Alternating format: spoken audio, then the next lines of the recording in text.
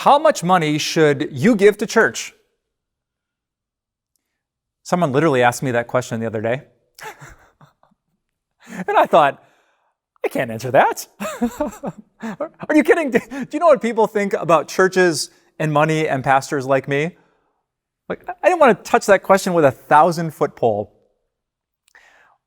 But I also want to answer an honest question. And maybe you've wondered it too. Can I answer this question with as much as I can, assuring you that I don't want your money? I don't need your money. I don't want to upgrade my wardrobe. I like wearing the same clothes. I don't want a new car, a bigger house. I just want to try to give you a straightforward biblical answer. Because the person who asked me this question from a sincere heart says, how much should I give?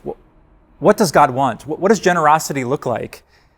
And then she added, I just don't seem to have a balance, and I sometimes give away more than I can realistically afford. So, with an open Bible, how would we answer those questions? I'd encourage you to start here. Stop making money just a private thing. You know, we have to be careful involving other people with our finances. Jesus said, don't give and boast about it so everyone knows how generous you are. But we need to balance that with the thought that every part of the Christian life is meant to be done in community. Like when I think about my marriage, I don't keep that private. I invite others to encourage me, pray for me, call me out, rebuke me, because I want to grow as a husband. And it's the same thing with generosity. If I was going to send you to a part of the Bible, it would be 2 Corinthians chapters 8 and 9, 2 entire chapters about generosity. And you're going to find a lot of great truth in those chapters, but especially this, that the Apostle Paul didn't see giving as something that had to be a secret. He encouraged the Corinthians.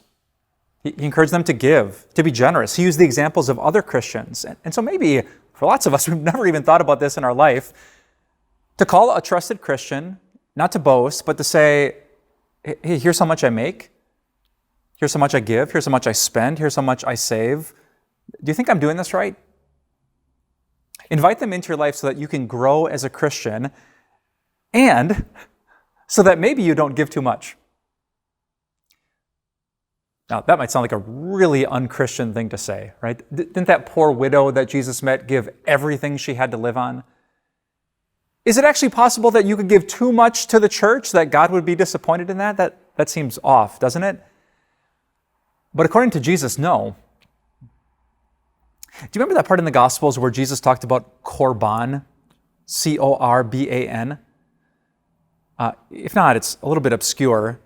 Jesus once said to the religious leaders that they were giving this offering to the church that they called Korban. And because they gave that offering to the church, they were unable to care for their own families. It was almost like they had a limited amount of money and they said, sorry, Mom, sorry, Dad, sorry, brother, I know you're poor, I know you have needs, but I gave all my money to the church. And you know what Jesus said? He rebuked them. He said, why are you giving all this extra money to the church when God, who runs the church, wants the church to take care of people who are in need? So is it possible that you could give too much to Christian ministries? As a guy who's part of a Christian ministry, I want to tell you the answer is yes. If there are people right in your immediate family, the Bible would tell you again and again and again, care for them. You're not doing an unchristian thing by not just giving more to a Christian ministry. You're doing the thing that Christ did, and you're caring for the poor.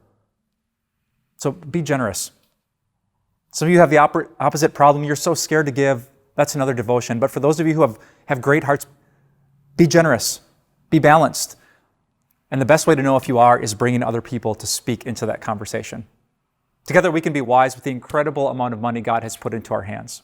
So let's open our Bibles, let's call our friends, and let's live generous, wise, and Christian lives.